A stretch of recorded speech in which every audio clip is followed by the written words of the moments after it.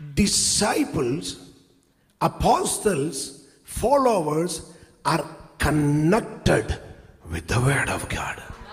మీరు అనుకుంటారు అందరిని ఎందుకు యేసు శిష్యులుగా చేయలేదు?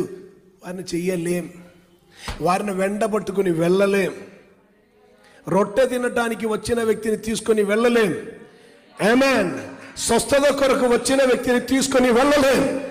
వాక్యమును ధ్యానిస్తున్నాం, వాక్యముతో కనెక్టెడ్ అవుతున్న వారిని తీసుకొని వెళ్ళాలి. వారికి అనుమతి ఇచ్చారు. ఎలా తెలుసా?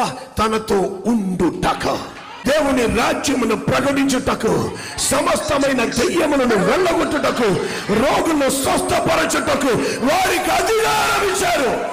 అది అందరికి ఇవ్వడం సాధ్యం కాదు, వర్డ్ కనెక్టెడ్ అయిన వారికే సాధ్యం.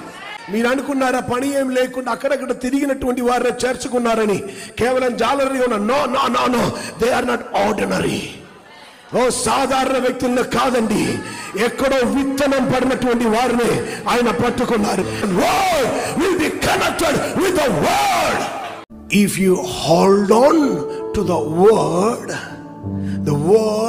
will hold you from the world. దేవుని వాక్యమును అలా పట్టుకొని నీవు ఉంటే ఆ వాక్యం లోకములో పడకుండా నిన్ను పట్టుకుంటారు.